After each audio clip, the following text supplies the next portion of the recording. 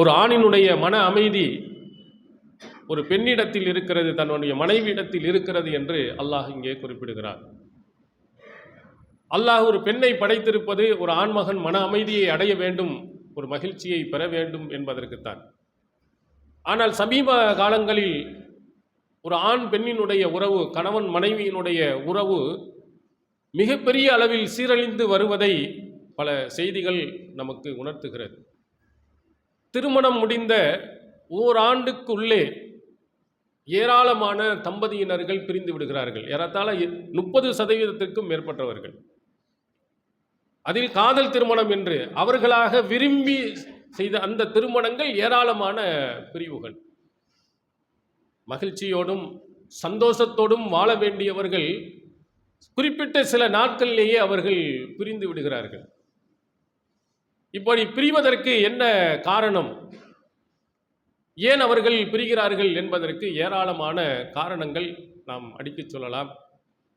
அதில் முதன்மையானதாக அல்லாஹ் சொல்லக்கூடிய அந்த அடிப்படைகளை புரியாதவர்களாக தன்னுடைய தாம்பத்திய வாழ்வை துவங்குவதின் காரணத்தினால் தங்களுடைய எதிர்பார்ப்புகள் அங்கே நிறைவேறாத போது, தான் எதிர்பார்த்த முறையில் அந்த வாழ்க்கை அமையாத பொழுது அவர்களுக்கு மத்தியில் பிரிவினை அதிகமாக வருகிறது.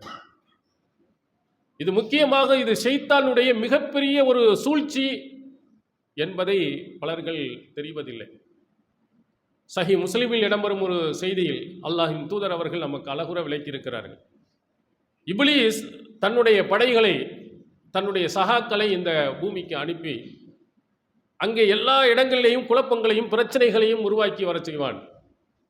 போயிட்டு வந்த இப்லீஸினுடைய அந்த ஆட்கள், நீ என்ன இன்னைக்கு செய்துவிட்டு வந்தா, என்ன பிரச்சனையை உருவாக்கி விட்டு வந்தா என்ன, ஒவ்வொருத்தரும் ஒவ்வொன்றை சொல்வார்கள். அதில் ஒருத்தன் சொல்வான், ஃபர்ரக்து பைனஹு பைன இம்ராத்தி, அவனுக்கும் அவனுடைய மனைவிக்கும் மத்தியில் பிரிவினையை நான் ஏற்படுத்தி விட்டு வந்தேன். பல பல குழப்பங்களை சொல்லிட்டு வருவான், பிரச்சனைகளை உருவாக்கிட்டு வருவான். இவன் சொல்வான், நான் செய்த பெரிய விஷயம் என்னவென்றால் கணவன் மனைவிக்கும் மத்தியில் நான் பிரிவினையை ஏற்படுத்தினேன். அப்போ இப்லீஸ் சொல்வாளாம், நேமா அந்த, நீ தான் சூப்பரான காரியத்தை செஞ்ச. அவன் ரொம்ப சந்தோஷமும் மகிழ்ச்சியும் அடைவது எதுன்னா, கணவன் மனைவிக்கு மத்தியில் சண்டையை ஏற்படுத்தி விட்டான்டா, அதுதான் பெரிய, அது ஒன்றா போதும். அது குடும்பம் சீரழிந்து அவன் குடும்பத்தில் பெரும் பிரச்சனைகள் உருவாகுவதற்கு இந்த அடிப்படை முதல் இதே போதுமானது. அப்போ கணவன் மனைவிக்கு மத்தியில் பிரிவினை ஏற்பட்டாலே அது ஷைத்தான் நம்மளை தூண்டி இருக்கிறான், நம்மளை மாட்டிவிட்டு இருக்கிறான், ஷைத்தானினுடைய ஆதிக்கம் நமக்கு வந்து விட்டது என்பதை குடும்பத்தினர்கள், கணவன் மனைவியில் உள்ளவர்கள் புரிந்து கொள்ள வேண்டும். இணைந்து வாழும் பொழுது ஷைத்தான் கோபப்படுறான், பிரிந்து வாழும் பொழுது அவன் சந்தோஷப்படுகிறான். ஆனால் இதை எதுவுமே புரியாதவர்களாக அடிக்கடி பிரச்சனைகள் ஏற்பட்டு கடைசியில் மன முறிவுக்கு என்ன செய்து விடுகிறார்கள், வந்து விடுகிறார்கள். அதுக்கு நபிகளார் அவர்கள் அழகான ஒன்றை சொன்னார்கள்.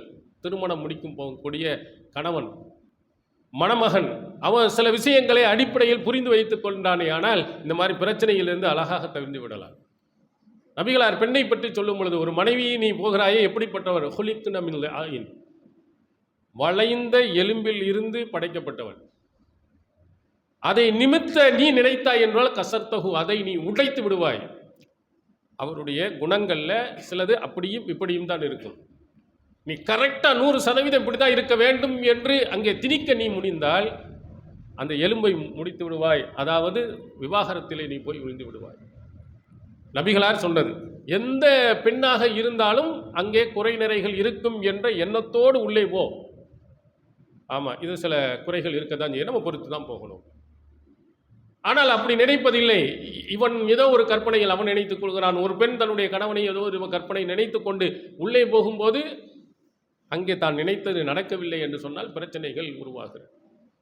இதற்கு உதாரணமாக அல்லாஹ்வின் தூதர் அவருடைய மனைவிமார்கள், திருமறை குர்ஆன் அவங்க மனைவிமார்கள் உம்மஹாத்துல் முஃமினீன், மூமின்களினுடைய தாய்மார்கள். எல்லா மூமின்களும் நமக்கெல்லாம் தாய் அவங்க தான். அந்த அளவுக்கு புகழ்ந்து சிறப்பித்து சொல்லப்பட்டது. அவங்கள்ட்ட குறை இல்லையா, அங்கே பிரச்சனை ஏற்படவில்லையா, இதை ஒப்பிட்டு பார்த்து விட்டாங்கன்னா நம்ம மனைவிட்டையும் அப்பா பரவாயில்லை அப்படின்னு நினைத்துக் கொள்வோம். சஹீஹுல் புகாரியில் இடம்பெறுகிறது, ஆலா ரசூலுல்லாஹி ஸல்லல்லாஹு அலைஹி வஸல்லம் ஷஹ்ரன் வகாத ஃபீ மஷ்ரூபா, அல்லாஹ்வின் தூதர் அவர்கள் தன் மனைவியுடன் சேரமாட்டேன் என்று 1 மாத காலம் அவர்கள் சத்தியம் செய்திருந்தார். அவங்களோட சண்டை பிரச்சனையாகி 1 மாத காலங்கள் தன்னுடைய பரணியின் மேலே அவர்கள் அமர்ந்து கொண்டார்கள். ஏறத்தாழ 29 நாட்கள். மாதம் இஸ்லாத்தின் அடிப்படையில் 29 அல்லது 30. 29 ஆன பிறகு திரும்ப சேர்ந்து கொண்டார்கள். எத்தனை நாட்கள்? 1 நாள் 2 நாட்களில் 29 நாட்கள் நபிகளார் அவர்கள் தன் மனைவியுடன் சேர மாட்டேன்னாங்க. அங்கே சிக்கல் பிரச்சனைகள் ஏற்பட்டது. அப்புறம் அல்லாஹ் தஆலா குர்ஆன் வசனங்களை இறக்கி அதை புரிய வைத்து அவர்கள் மார்க்கத்தின் உட்பட்டு உள்ளே வந்து விட்டாங்க. நீங்கள் யோசித்து பார்க்க வேண்டும். அவர்கள் தான் உலகத்திலே சிறந்த பெண்மணிகளாக நமக்கு காட்டப்பட்டவர்கள். அங்கும் கூட குறை இருந்திருக்கிறது. நபிகளாருக்கு கோபத்தை ஏற்படுத்தியிருக்கிறாங்க. நம்ம மனைவி வரத்தான் செய்யும். அப்போ திருமணம் முடிக்கின்ற பொழுது ஆஹா ஓ என்று பார்க்காமல் அங்கும் குறையும் நிறையும் இருக்கிறது என்ற அடிப்படையை புரிந்து உள்ளே செல்கின்ற பொழுது அங்கே வரக்கூடிய அந்த சின்ன சின்ன விஷயங்கள் எல்லாம் தானாக மறைந்து விடுவார். எப்படி இருக்க வேண்டும்? கணவன் மனைவிக்கு மத்தியில் உள்ளது ஒரு ஆடையின் மேல் பட்ட தண்ணீரை போன்று பார்க்கணும். அது நினைவதும் தெரியக்கூடாது, காய்வதும் தெரியக்கூடாது.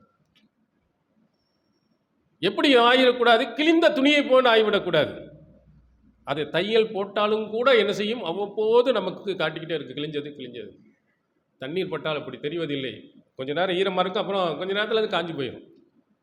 வரக்கூடிய அந்த சிக்கல்கள், பிரச்சனைகள், சண்டைகள் எல்லாம் தண்ணி மாதிரி கொஞ்ச நேரம் அப்படி இருந்தாலும் கொஞ்ச நேரம் பிறகு தானே மறந்துடணும். அதான் இஸ்லாம் அல்லாஹு தஆலா சொல்லும் பொழுது கணவன் மனைவி 2 பேர்களை பற்றி சொல்லும் பொழுது ஹுன்ன லிபாசுல் லக்கும் அன்தும் லிபாசுல் லஹுன்ன, அவர்கள் உங்களுக்கு ஆடையாகும், நீங்கள் அவர்களுக்கு ஆடையாகவும் இருக்கிறீர்கள். மிக அழகிய உயர்தரமான இலக்கிய நடையில் அல்லாஹு தஆலா சொல்கிறார், உன் மனைவி உனக்கு ஆடை, உன் கணவன் உனக்கு ஆடை. ஆடை எதற்கு நீ பயன்படுத்துகிறாய்? உன்னுடைய உள்ளரங்கங்கள், அந்தரங்கள், இவைகளை மறைப்பதற்கு இந்த ஆடைகள் பயன்படுகிறது. உன் குறைகளை மறைப்பதற்கு ஆடை பயன்படுகிறது. அப்போ உங்கள் 2 பேர்களுக்கு மத்தியில் சண்டைகள் பிரச்சனைகள் வந்தால் வெளியே தெரியக்கூடாது. கணவனினுடைய குறைகளை வெளியே நீ சொல்லாத, மனைவியின் குறைகளை வெளியே சொல்லாத. எப்படி ஆடை உன்னை எப்படி பாதுகாக்கிறதோ அதுபோன்று உன்னுடைய மனைவி உன்னுடைய கணவன் இதை பாதுகாப்பவளாக நீ இரு. எப்படி வெயில்களில் இருந்து குளிர்களில் இருந்து உன்னுடைய ஆடை உனக்கு பாதுகாக்கிறதோ அதுபோன்று கணவனுக்கு ஏற்படும் அந்த கஷ்டங்கள், மனைவிக்கு ஏற்படும் இந்த கஷ்டங்களை மறைப்பவராக ஆடையை போன்று நீ இரு. இந்த ஆடை என்ற அந்த வார்த்தையில் இருந்து அல்லாஹ் தஆலா பல கருத்துக்களை இந்த தம்பதிகளுக்கு அல்லாஹ் சொல்கிறார். ஆடை எப்படி வெளியில் செல்கின்ற பொழுது உன் கண்ணியத்தை காட்டுகிறது. அன்னாசு பில் லிபாஸ் என்ற அரபியில் ஒரு பழமொழி. ஒரு மனிதன் ஆடையை கொண்டு எடை போடப்படுகிறான். அவன் போட்டுக்கிட்டு வர ஆடை தான் கிழிந்து போன ஆடையாக இருந்தால் அவனை ஒரு ஓரத்தில் உட்கார வைக்கிறான். பேண்ட் சூட்டு போட்டு வந்தான்னு சொன்னால் அவனை ஒரு விதமாக பார்க்கிறான். ஆடை தான் மனிதனை என்ன செய்கிறது? எடை போட. அவன் எப்படி ஆளுங்கிறது? அவன் போடுற ஆடையை வச்சு தான் போடுறான். அது மாதிரி ஆடை எப்படி ஒரு கண்ணியத்தை காட்டுகிறோ அது மாதிரி நீ உன் மனைவியை கண்ணியமானவளாக காட்டணும், உன்னுடைய கணவனை கண்ணியமானதாக காட்டணும். அந்த பல அடிப்படை கருத்துக்களை உட்படுத்தி அல்லாஹ் தஆலா 2 பேர்களுக்கும் சொல்கிறான், இருவர்களும் ஆடைகளாக நீங்கள் இருங்கள். அப்படி இருப்பார்களே ஆனால் சண்டைகள் பெரிதாகாது, வெளியில் போகாது. தன் கணவன் மனைவிக்கு மத்தியில் உள்ள சண்டை தன்னுடைய பெற்றோர்கள் குடும்பத்தினர்கள் கூட போகாது. அவனை சேர்ந்து பேசிக்கிட்டு அவனை சமாதானமாகி போயிடுவான். ஆனால் அப்படி நடக்காத காரணத்தினால்தான் அந்த உறவுகளில் அதிகமான பிரிவுகள் குடும்ப நல நீதிமன்றங்களில் போகிறது. நம்முடைய மாவட்டம், மாநிலம் அளவுக்கு இந்த குடும்ப பிரச்சனைகள் தொடர்ச்சியாக வந்து கொண்டே இருக்கிறதுக்கெல்லாம் காரணம் புரிந்து கொள்ளாமல். அடுத்ததாக அல்லாஹ் சொல்கிறான், ஆணுக்கு சொல்லும் போது ஆஷிரூஹுன்ன பில் மாரூஃப், அந்த பெண்களுடன் நல்ல முறையில் நீ குடும்பம் நடத்து. இது ஒரு ஆண்மகனுக்கு சொல்லும் மிக அடிப்படையான ஒரு கருத்து. ரத்தத்தில் உள்ள எப்படி இருக்கணும்? நான் சந்தோஷமாக மகிழ்ச்சியாக நல்ல முறையில் குடும்பத்தை நடத்துவேன் என்று போகணும். நல்ல முறையில் நடத்துவேன் என்று போகின்ற பொழுதே விட்டு கொடுக்கும் நிலை இருக்கும். கோபங்கள் பிரச்சனைகள் எல்லாம் வரும். அதையெல்லாம் சமாளித்து ஒரு சந்தோஷமான ஒரு மகிழ்ச்சியான ஒரு குடும்பமாக என்னுடைய வாழ்க்கையை கொண்டு செல்வேன். அது மாதிரி உன் குடும்பத்தை நீ நடத்து. திருக்குர்ஆன் நமக்கு சொல்லும் அறிவுரை. அதில் முதலாவதாக இறையச்சம் உள்ளத்தில் நிறைந்திருக்க வேண்டும். அல்லாஹ்வின் பயம் நமக்கு நிறைந்திருக்க வேண்டும். நிறைய இடங்கள் ஆண்கள் அதிகாரமிக்கவர்களாக இருப்பதின் காரணத்தினால் பெண்களை கொடுமைப்படுத்துவது, அடிப்பது அல்லது அருவருக்கத்தக்க வார்த்தைகளை பேசுவது, இதனால் நிறைய பிரச்சனைகள் உருவாகிறது. நபிகளார் அவர்கள் ஹஜ்ஜத்துல் விதாவில் சொன்னார்கள், சாதாரண இதல்ல, முக்கியமான விஷயங்கள் இறுதி ஹஜ்ஜியில் சொன்ன ஒன்று செய்தி சஹி முஸ்லிமில் இடம்பெற்றிருக்கிறது. அதில் அகத்து மூஹுன்ன பி அமானில்லா, அந்த பெண்களை அல்லாஹ்வினுடைய அமானிதத்தை கொண்டு நீங்கள் கரம் பிடித்திருக்கிறீர்கள். அல்லாஹ்வுடைய அமானிதம் அல்லாஹ் உங்களுக்கு கொடுத்திருக்கிறார், மறந்துடாது. ஆண்களுக்கு அல்லாஹ் சொல்கிறான் அல்லாஹ்வுடைய அமானிதம். வஸ்தஹல்தும் ஃபுரூஜஹுன்ன பி கலிமத்தில்லா, அல்லாஹ்வின் வார்த்தைகளால் அவர்களை உறவு கொள்வதை நீங்கள் ஹலாலாக்கி கொண்டிருக்கிறீர்கள். எல்லாம் அல்லாஹ் தான் உனக்கு ஜோடி அமைச்சிருக்கிறான், அல்லாஹ் தான் உன்னை மனைவியாக ஆக்கி வைத்திருக்கிறான். இறைவனின் கண்காணிப்பு கவனம் உன்னிடத்தில் இருக்கணும். அல்லாஹ் பார்த்து கொண்டு இருக்கிறான், அல்லாஹ்ட்ட பதில் சொல்ல வேண்டும் என்ற பய உணர்வு உனக்கு இருக்கணும். வத்தக்குல்லாஹ் ஃபின் நிசா, பெண்கள் விஷயத்தில் அல்லாஹுவை அஞ்சிக் கொள்ளுங்கள் என்று நபிகள் அவர்கள் இந்த 2 விஷயத்தையும் நமக்கு சொல்கிறார். அல்லாஹ்வுடைய அமானிதம் என்பதை மனதில் வைத்துக்கொள். அல்லாஹ்வின் வார்த்தைகளினால் தான் உனக்கு உறவுக்கு ஹலாலாக்கப்பட்டுள்ளது. எல்லாம் அல்லாஹ் உனக்கு கொடுத்திருக்கிறான், அல்லாஹ் கண்காணிப்பான் என்ற அந்த பய உணர்வு உன்னுடைய உள்ளத்தில் ஆழமாக வந்துவிட்டது என்று சொன்னால் அங்கே பெரிய சண்டைகள் பிரச்சனைகள் கண்டிப்பாக வராது. அல்லாஹ்வுடைய பயம் உனக்கு உள்ளே நிறைந்து விட்டது என்று சொன்னால் அங்கே பிரிவினை என்பது வராது. சேர்ந்து வாழ வேண்டும். தமிழிலே சொல்வார்கள் அழகான பழமொழி, 1000 காலத்து பயிர் என்று சொல்வார்கள். ஒரு திருமணம் ஆயிரக்கணக்கான வருடங்களுக்கு பின்னால் வளரக்கூடிய உயிர்களை இவன் மூலமாக உருவாக்க இறைவன் படைத்திருக்கிறார். அந்த மாதிரி அல்லாஹ்வுடைய அச்ச உணர்வுகளை அதிகமாக நீ உள்ளே வைத்துக் கொண்டீர் என்று சொன்னால் கண்டிப்பாக உறவுகளில் பிரிவு வராது. திருக்குரான் அழகாக சொல்கிறது, நபிகளார் அவர்கள் சொல்கிறார் பாருங்க, சஹி முஸ்லிமில் வருகிறது, லா யஃப்ரக் முஃமினுன் முஃமினா வ இன் கரிஹ மின்ஹா ஹுலுக்கன் வ ரலிய மின்ஹா ஆகர். ஒரு மூமினான ஆண் மூமினான பெண்ணே, ஒரு மூமினான கணவன் மூமினான மனைவியை வெறுக்க வேண்டாம். ஒரு குணத்தை நீ வெறுத்தால் இன்னொரு குணத்தை நீ புரிந்து கொள்வாய். எந்த ஒரு பெண்ணும் 100% கெட்டவளாக இருக்க மாட்டாள், 100% நல்லவளாகவும் இருக்க மாட்டாள். உனக்கு பிடிக்காது இருக்கலாம், ஏற்று ஒரே பேசிட்டு கொண்டே இருக்கிறார் அப்படின்னு உனக்கு பிடிக்காம இருக்கலாம். ஆனால் உன்னுடைய உடல் நலத்தில் அக்கறை உள்ளவளாக இருப்பார். ரொம்ப வாய் பேசினாலும் கணவருக்கு ஃபோன் பண்ணால் உடம்பு முடியலே, மாத்திரை போட்டிங்களா, அதை செஞ்சீங்களா, இதை செஞ்சீங்களா கேட்பாள். உனக்காக வேண்டி சுவையான உணவுகள் நீ இதைத்தான் சாப்பிடுவங்கிறதுக்காக நீ செய்து தருவாள். இப்படி எத்தனையோ நல்ல விஷயங்கள் அவளிடத்தில் இருக்கும். அந்த ஒன்று குறைய மட்டுமே பார்த்து கொண்டு இருக்காது. எத்தனையோ நல்ல குணங்களும் அவளிடத்தில் இருக்கும். அதை பார்த்து நீ சந்தோஷம் அடைந்து கொள், மகிழ்ச்சி அடைந்து கொள். நபிகளார் நமக்கு சொல்லும் அழகான அறிவுரை. குறையத்தானே கொண்டு வந்து வைக்கிறோம், முன்னால பிரச்சனையை தானே கொண்டு வந்து வைக்கிறோம். ஏன் அதை வைக்கிற? அதை விட நல்லதெல்லாம் இருக்கிறதே, அதை பார்த்து இதை நீ விட்டு விட்டால் என்ன, விட்டு கொடுத்தால் என்ன? 2 பேருக்கு மத்தியிலே சண்டை, பொதுவாக யாரும் 2 பேரும் சண்டை போட்டாலே 3 நாட்களுக்கு மேல் பேசாமல் இருக்கக்கூடாது. மார்க்கம் நமக்கு சொல்லு, வெறுத்து இருக்கக்கூடாது. அதில் அல்லாஹ்வின் தூதர் அவர்கள் சொன்னார்கள், புகாரி நீங்கள் பார்க்கலாம், ஹைருஹுமா அல்லதி யப்தஉ பிஸ்ஸலாம். அந்த 2 பேரில் யார் சிறந்தவர் என்றால் சலாம் சொல்லி முந்திக் கொள்வர், ஆரம்பிப்பவர். அதில் கௌரவம், ஈகோ பார்க்காத. கோபப்பட 2 நாள் 3ஆவது நாள் போய் அஸ்ஸலாமு அலைக்கும் சொல்லி ஒன்றாகி விடு. அவன் பேசட்டுமே, இவன் பேசட்டுமே, அவன் பேசட்டுமே, நான் மட்டமானவனா என்றெல்லாம் நினைக்காதே. நீ உயர்ந்தவனாக இரு அல்லாஹ்விடத்தில். முதலில் நீ சலாம் சொல். யார் சலாத்தை கொண்டு முந்தி சமாதானமாகிறார்களோ அவர்களை அல்லாஹ் ரொம்ப நேசிக்கிறான். அவன் தான் சிறந்தவன் என்று அல்லாஹ் சொல்லுகிறான். அதனால் சண்டைகள் பிரச்சனைகள் கணவன் மனைவிக்கு மத்தியில் கண்டிப்பாக ஏற்படும், ஏற்படாமல் இருக்கவே செய்யாது. அப்படி ஏற்படுகின்ற நேரத்தில் நீ அதை பொறுத்துக்கொள், சகித்துக்கொள். இதையெல்லாம் நம்முடைய பிள்ளைகளுக்கு சொல்லிக் கொடுத்து வளங்கள். அடுத்ததாக 2 பேருக்கு மத்தியிலே சண்டைகள் பிரச்சனைகள் வருவதற்கு முக்கியமான காரணம் என்ன? அவன் மனைவியின் மீது அக்கறை இல்லாதவனாக இருக்கிறான், அன்பு செலுத்தாதவனாக இருக்கிறான். இது பரவலாக சொல்கிறார் பல இடங்களில். 10 வருஷமாச்சு, எனக்கு உடம்பு முடியலைன்னா ஏன் உடம்பு முடியலைன்னு ஃபோன் போட்டு கேட்டதில்லை, ஒரு டீ போட்டு எனக்கு தந்ததில்லை, ஒரு ஆறுதலாக 4 வார்த்தைகளை சொன்னதில்லை. முடிஞ்சுட்டு அவ்வாறு கிடக்கிறான்னு போட்டு இப்படி போயிடுறான். கணவன் மனைவிக்கு மத்தியிலே அன்பும் பாசமும் இருக்க வேண்டும். அப்படி இருந்துச்சுன்னு சொன்னால் கண்டிப்பாக பிரிவு வராது. என்னத்தை கோவப்பட்டாலும் என் மேலே அன்பு உள்ளவருக்கு, உடம்பு முடியலைன்னா அவனால் தாங்க முடியாது.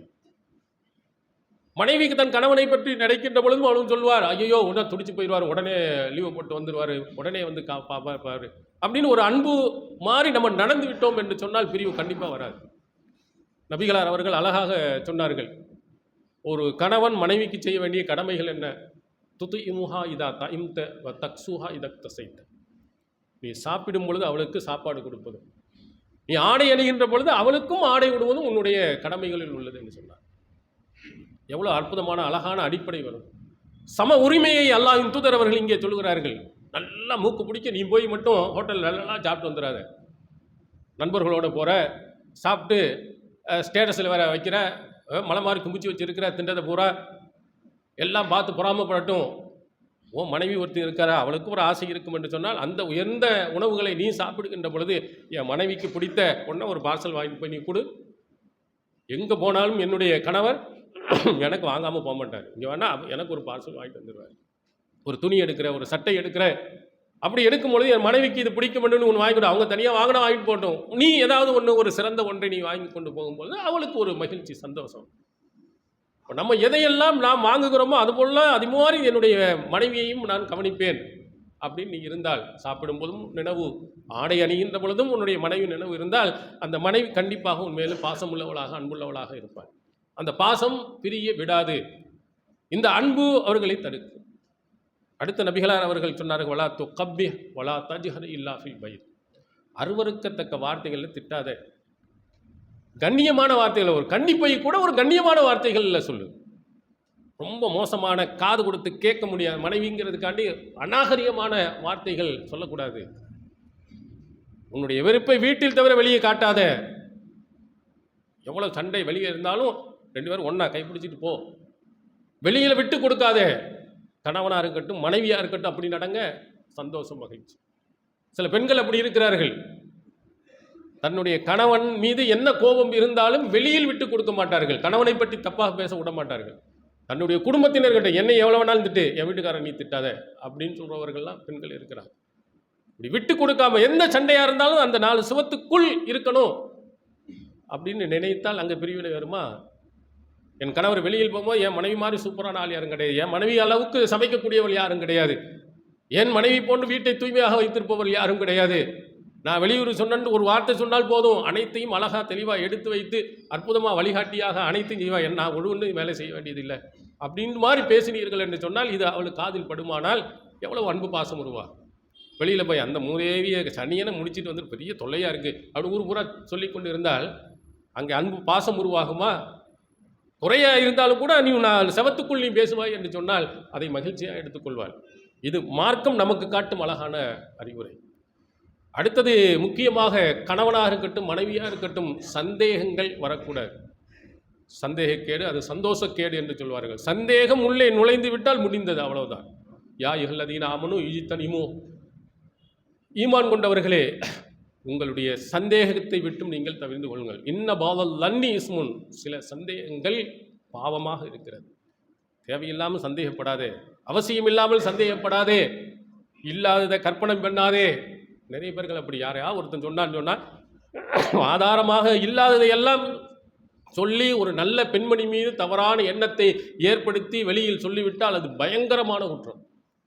ஆயிஷா நாயின் மீது சொன்னார்கள். நபி தோழர்கள், நபி தோழியர்களும் கூட அதிலே போய் விழுந்து விட்டார்கள். அல்லாஹ் சொல்லுவார், தஹஸபூனஹு ஹய்யினன் வஹுவ இன்தல்லாஹில் அலீம்.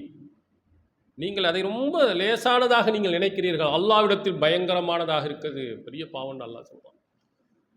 ஒரு கற்பொழுக்கம் உள்ள பெண்ணின் மீது தப்பான வார்த்தையை நீங்கள் வெளியிலே பரப்பினீர்கள் என்று சொல்ல சாதாரண ஒன்றல்ல, மிக கடுமையானது என்று அல்லாஹ் கண்டிக்கிறார். அதனால் எந்த கணவனின் மீதும் சரி, மனைவியின் மீதும் தேவையில்லாமல் சந்தேகப்படாதீர்கள். இரண்டாவது, சந்தேகப்படுற மாதிரி 2 பேரும் நடக்காதீர்கள். ஃபோன் வைத்திருக்கிறார் என்று சொன்னால் அது ரகசியமாக போய் தனியாக போய் பேசுகிறது, பாஸ்வேர்டு போர்டு வைத்திருக்கிறது. கணவன் மனைவிக்கு மத்தியில் என்ன ஒளிவு நிலையும்? கணவனினுடைய பாஸ்வேர்டு மனைவிக்கு தெரிய வேண்டும், மனைவியினுடைய பாஸ்வேர்டு கணவனுக்கு தெரிய வேண்டும். அதிகபட்சமாக கணவன் எதுக்கு வச்சுக்கலாம்னா ஜிபே, ஃபோன்பே இதில் மாறிலாண்டா அந்த பாஸ்வேர்டு சொல்லாமல் இருக்கலாம். ஏன்னா பணத்தை பூரா காலி பண்ணாலும் பண்ணிடுவா அப்படிங்கிறதுக்காண்டினா நீங்கள் செய்யாமல் இருக்கலாம். மற்ற விஷயங்களுக்கு ஏன் தூக்கி போடு, இந்த பார்த்துக்க, எப்போ வேணாலும் பார்க்கலாம், எப்போ வேணாலும். கணவன் மனைவி இருந்தால் ஒரு சந்தேகம் வர. ஃபோன் பேசும்போது போய் ஓங்கின்னு போய் தனியாக போய் ஏன் பேசுகிறேன், இங்கே உட்காந்து சத்தமாக இருந்தால் ஓரமாக போய் பேசலாம். மணிக்கணக்காக பேசுகிறேன் என்று சொன்னால் சந்தேகம் வருமா? அந்த மாதிரி பேசினால் யார் என்பதை சொல்லிடு. என் அண்ணன்ட்ட பேசுனேன், என் அக்காட்ட பேசுனேன், தங்கச்சிட்ட பேசுனேன், அம்மாட்ட பேசுனேன். நிறைய குறைகள் என்னென்னா ஒரே பேசிக்கிட்டே இருக்கா, யார்கிட்ட பேசுனான்னு தெரியலை. இந்த தூக்கி போட்டு ஏன் சந்தேகம் நமக்கு வருது? சந்தேகம் வராத அடிப்படையில் நாம் நடந்து கொள்ள வேண்டும். தேவையில்லாமல் சந்தேகம் படாமல் இருந்தால் உறவுகள் இணைந்து வாழும். அடுத்ததாக பேசின அடுத்தவர்களுடைய நண்பர்கள் அல்லது தோழிகள் அது அந்நியர்களாக இருந்தால் மார்க்கம் சொன்ன அளவுகளோடு நீங்கள் நடங்கள். அதுவும் குடும்ப உறவை பிரிக்க. யார் மேலேயாவது ஒருவர்கிட்ட ஃபோனை பேசுகிறது, பேசி அவன் எப்படியெல்லாம் பேசினால் இவளை கவுத்த முடியுமோ அது மாதிரி பேசி கடைசியில் குடும்பத்தில் பிரச்சனையை உருவாக்கி பிறகு அவனுடன் போய் அவன்கிட்டையோடு சந்தோஷமாக இருப்பாளா? இல்லை, 1 மாதம் 2 மாதம் அதோட அவ்வளோதான் விட்டுட்டு போயிடுவான். நிறைய நடைமுறையில் உள்ளவைகள் எல்லாம் பாருங்கள். ஆசைப்பட்டு அங்கே ஓடி போனால் 2 நாளில் விட்டு போயிடும். குடும்பம் வேணாம், என் சொந்த வேணாம், ஒந்த வேணாம், இருக்கிற நகையெல்லாம் தூக்கிட்டு போனால் எல்லாத்தையும் செலவழித்து போனவன் தெருவில் விட்டுட்டு அம்மாட்டு போயிட்டான். அல்லாஹ் சொல்ல வலா இனித்த கைத்துன்னா ஃபலா தஹ்லான பில் கவுல். நீங்கள் இரையச்சமுடன் நடக்க விரும்பினீர்களே என்று சொன்னால் குலைந்து பேசாதீர்கள். ஃபயத்மா அல்லதி ஃபீ கல்பிஹி மர்லூன். எவனுடைய உள்ளத்தில் நோய் இருக்கிறதா அவன் ஆசைப்படுவான். வகுல்ன கவுலம் மஅரூஃபா. நல்ல வார்த்தைகளை மட்டும் பேசுங்கள். இது திருக்குர்ஆன் நமக்கு சொல்கிறது, பெண்களுக்கு சொல்கிறது. குலைந்து பேசாத யாராக இருந்தாலும் சரி, குலைந்து பேசினால் ஒரு மாதிரியான பெண் என்று நினைத்து அவன் உள்ளத்தில் சபலம் ஏற்படும், கவுத்திரத்துக்கு வந்துடுவான், நீங்களும் விழுந்துருவீங்க. இது திருக்குர்ஆன் நமக்கு சொல்கிறது. ஏன் அந்நியர்களாக இருந்தால், மகரம் அல்லாதவர்களாக இருந்தால் பேசவே கூடாது. கேட்டாங்கன்னா கேட்டதுக்கு மட்டும் பதில் சொல், குலைந்து நீ பேசாதே. இப்படி பேசுவதனால் குடும்பத்தில் பெரும் பிரச்சனைகள் உருவாகுது. ஒரு ஆணாக இருந்தாலும் ஒரு அந்நிய பெண்ணாக இருந்தால் கட்டன் ரைட்டாக பேசு. இப்படி பேசினீர்களே ஆனால் எந்த பிரச்சனைகளும் ஏற்படாது. மார்க்கத்தின் வரம்புகளை மீறும் பொழுதுதான் அங்கே பிரச்சனைகள் உருவாகி குடும்பத்துக்கு மத்தியில் பெரிய பிரச்சனை.